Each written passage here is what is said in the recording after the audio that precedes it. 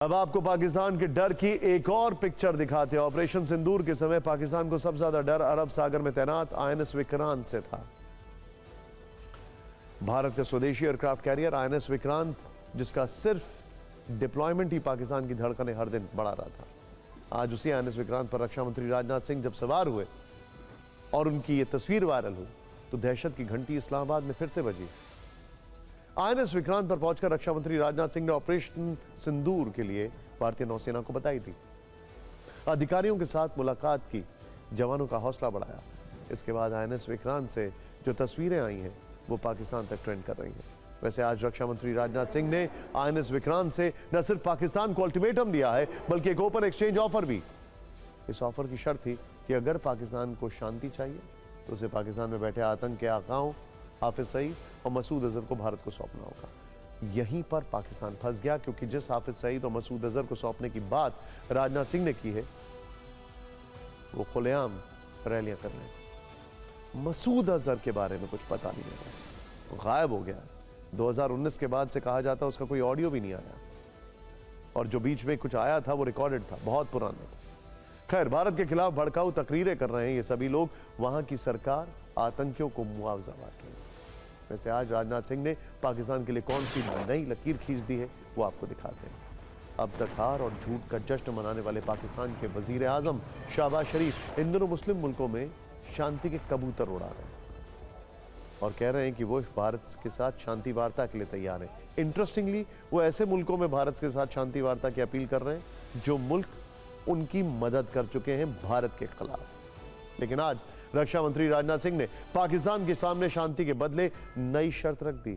अगर पाकिस्तान भारत के साथ शांति चाहता है तो वो इसकी शुरुआत हाफिज सईद और मसूद अजहर को भारत को सौंप कर करे। पाकिस्तान के हक में यही बात होगी कि वो अपनी जमीन पर चल रही आतंक की नर्सरी को अपने ही हाथों से उखाड़ फेंके। रक्षा मंत्री ने पाकिस्तान को यह बता दिया कि ऑपरेशन सिंदूर सिर्फ वार्म अप था और अब कुछ किया तो भगवान ही जानता है कि उसके साथ क्या होगा। उन्होंने यह भी कहा कि पाकिस्तान घुटनों पर तब गिर गया जब भारतीय सेनाओं ने अपनी आस्ती में पूरी मोड़ी भी नहीं की। राजनाथ सिंह के वीर रस वाली ये न्यूज रील आपको देखनी चाहिए।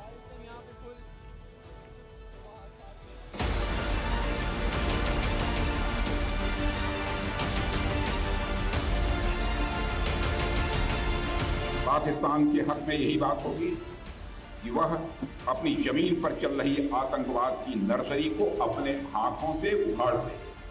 इसकी शुरुआत उसे हाफिज सईद और मसूद अजहर जैसे आतंकवादियों को भारत के हाथों में सौंपने से करनी चाहिए।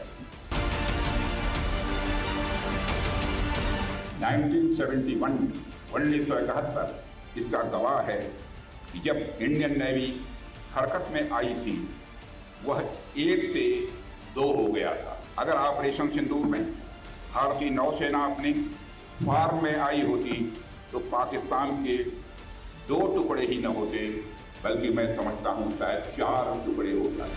अब तक जो हुआ वह तो वार्म अप था। अगर पाकिस्तान से फिर यदि कोई जरूरत की तो इस बार नेवी भी हरकत में आएगी और फिर भगवान ही जानता है कि पाकिस्तान का क्या होगा।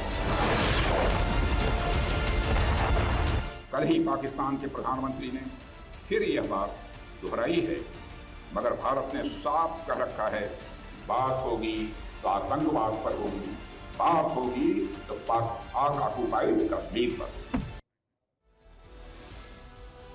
आज आईएनएस विक्रांत से रक्षा मंत्री राजनाथ सिंह ने पाकिस्तान के दर्द वाले वो पन्ने भी पलटे जिन्हें छूने से पाकिस्तान की सेना और वहां की सरकार बहुत घबराती है, लेकिन भारत के लिए वो पल जश्न और शौर्य का प्रतीक है। राजनाथ सिंह ने कहा कि नौसेना जब 1971 में हरकत में आई थी तो पाकिस्तान के 2 टुकड़े हुए थे, लेकिन ऑपरेशन सिंदूर में इंडियन नेवी अगर फॉर्म में आती तो पाकिस्तान के 2 नहीं 4 टुकड़े हो जाते। इसीलिए आज पाकिस्तान के लिए हम 1971 वाला वो रिमाइंडर भी लेकर आए। भारतीय नौसेना आखिरी बार 1971 की जंग में ही पाकिस्तान के खिलाफ उतरी थी और इस युद्ध में असली कहानी तब शुरू हुई थी जब इंडियन नेवी ने पाकिस्तान के खिलाफ ऑपरेशन ट्राइडेंट शुरू किया था। तब भारत की पश्चिमी नौसेना कमान को ऑपरेशन ट्राइडेंट के लिए आदेश भेजे गए थे। इस बीच पता चला कि पाकिस्तान की एक पनडुब्बी गाजी जिसका नाम था, हमला करने के इंतजार में तब भारतीय जल सीमा में वो घूम रही थी और उसको नष्ट करने का जिम्मा anti submarine frigate INS khukri और आईएनएस कृपाण को सौंपा गया।